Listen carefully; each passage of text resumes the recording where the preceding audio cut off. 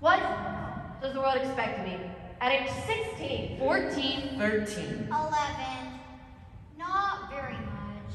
Kids these days, they won't even look you in the eyes. While their faces are glued to their phones constantly.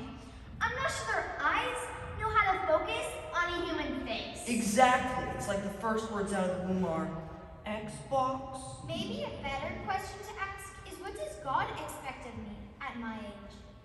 I memorized the passage in Romans 12 that might help us with that. tell us. Yes. I urge you, brothers and sisters, in view of God's mercy, to offer your bodies as a living sacrifice, holy and pleasing to God. This is your true and perfect worship. Offer our bodies as a living sacrifice. Yikes. That's one. Are there more? Do not conform to the pattern of this world, That's 2. but be transformed by the renewing of your minds. 3. Then you will be able to test and approve what God's will is, his good, pleasing, and perfect will. Test and prove what God's will is? 4 is a biggie. They've all been biggies. For by the grace given to me, I say to every one of you, do not think of yourselves more highly than you ought. That's 5. But rather, think of yourself with sober judgment, with the faith God has distributed to each of you. That's 6. Those seem a little out of reach. Maybe Paul was writing that only to adults. It specifically says, I say to every one of you. There had to be young people in every congregation. Wait, so even at a young age, I can be a living sacrifice? I can choose to not conform to the patterns of this world. I can test and discern God's will. All the while making sure that we Do not think of ourselves more highly than we ought. Always room to grow. No kidding. But seriously, even if we can do all that in theory, what actual opportunities would we be given at our age? Don't let anyone look down on you because you are young, but set an example for the believers in speech, in conduct, in love, in faith, and in purity. That's 1 Timothy 4:12. Every day, every interaction is an opportunity for you to show Christ to each other. Who are you? I'm Eliza Shirley. Pleased to make your acquaintance. And what are you wearing? Oh, I'm from London, England. I was born in 1863. I belonged to the Salvation Army, saved to serve.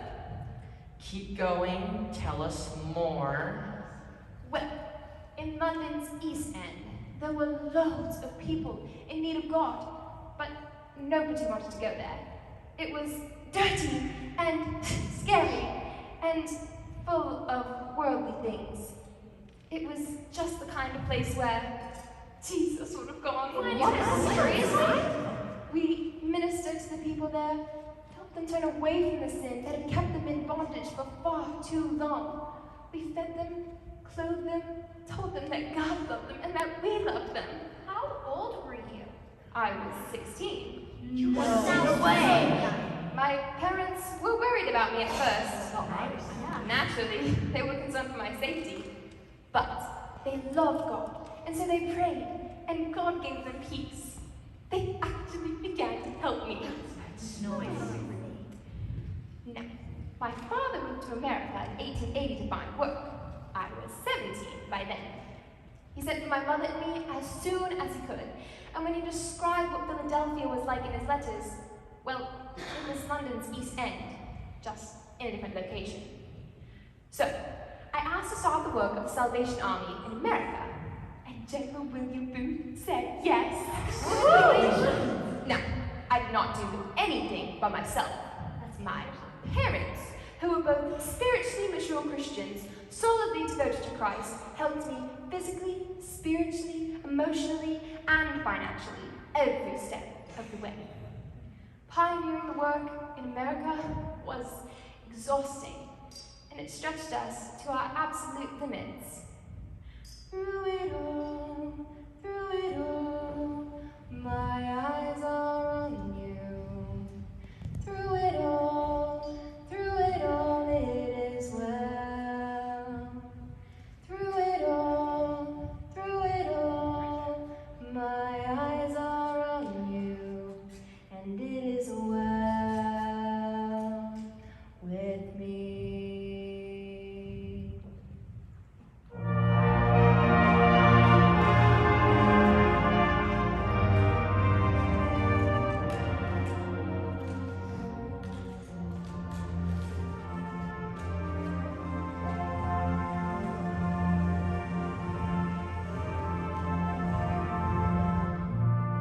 It took nearly 60 days for Eliza and her mother Annie to find a possible location to even begin their ministry. 60 days of walking the unfamiliar streets of a large city fraught with danger and acute poverty from dawn until dusk. The only thing that kept them going was constant encouragement from Amos, Eliza's father, and the prayers he would pray over the women every night. Until one evening... This is it! I just know it! Eliza! Absolutely not. It looks like it should be condemned. They can't rent a condemned building, right?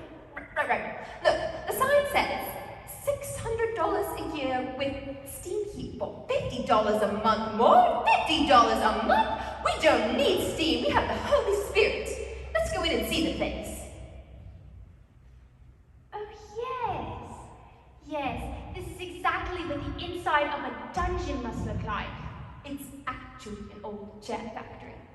No flooring, trash everywhere, filthy, unplastered walls, broken skylights, and a dead horse? What? Where? There.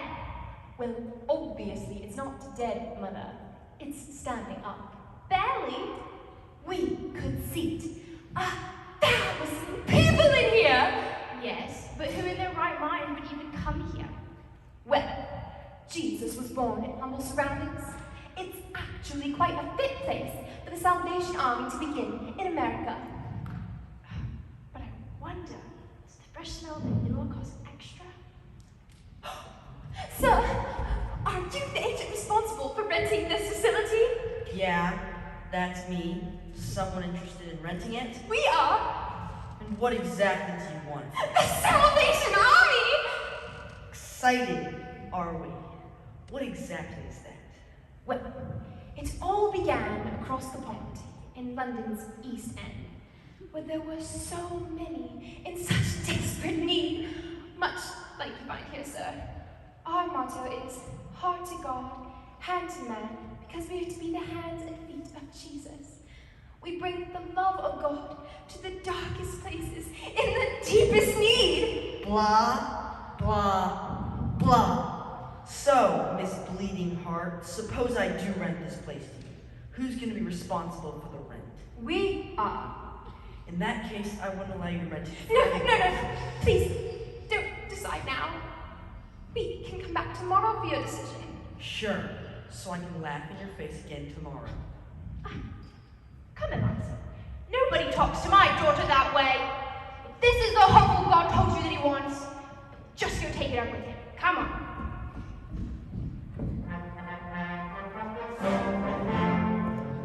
When they arrived at the factory the following day, the agent's deplorable attitude had changed completely. He was even welcoming and agreed to rent it out for half the rent, $300 a year with no deposit in advance. Then came the restoration and refurbishment of the entire factory, draining the family physically and financially.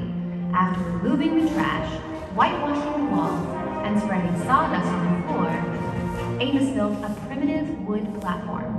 They couldn't fix the skylights, so they prayed it wouldn't rain during the meeting. Only one thing was missing: seats. How ironic. The one thing we can't seem to muster up in a chair factory is the chairs. Well, honey, we've prayed. Now it's time to watch and wait for God to show up and show off. I know, Dad. I'm gonna go help Mom. Okay, honey. Excuse me, sir. My apologies. How may I help you? I'm not really sure why I'm here, or what this is all about. But I feel like I'm supposed to give you this money. Good day, sir. Thank you. Thank you so much, sir. Odd fellow, isn't he?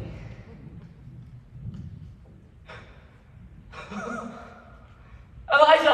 Annie! What is it? You okay? This complete stranger came in here and said that for some unknown reason he felt the need to give us this money. How much do you suppose he gave us? Enough to buy timber for 125 chairs. I bet. To the penny. When the day finally came for their first meeting in the city of brotherly love, the weather was beautiful, and the family was well prayed up, expecting the spirit to do great and marvelous things.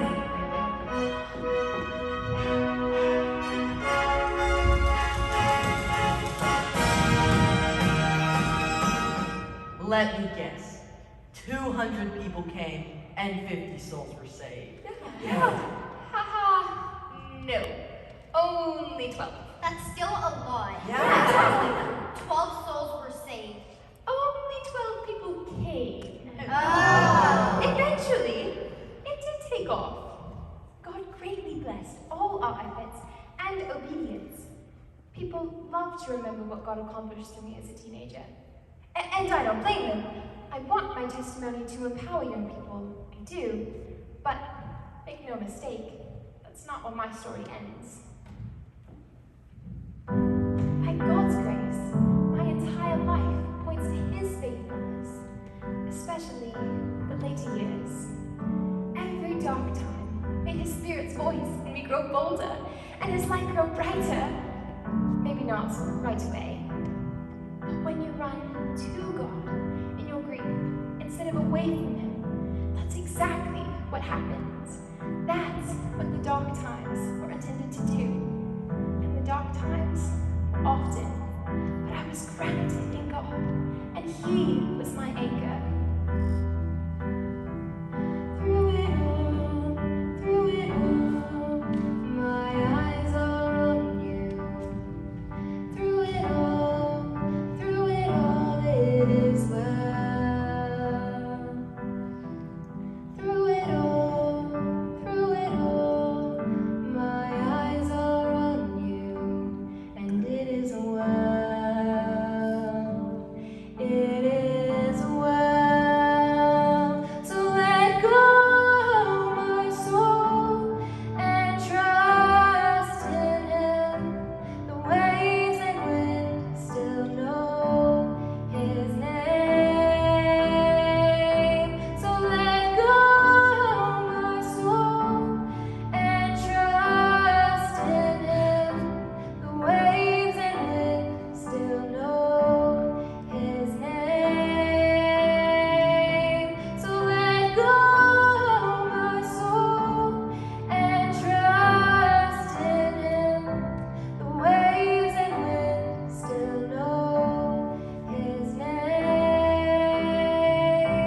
The waves and wind still know His name.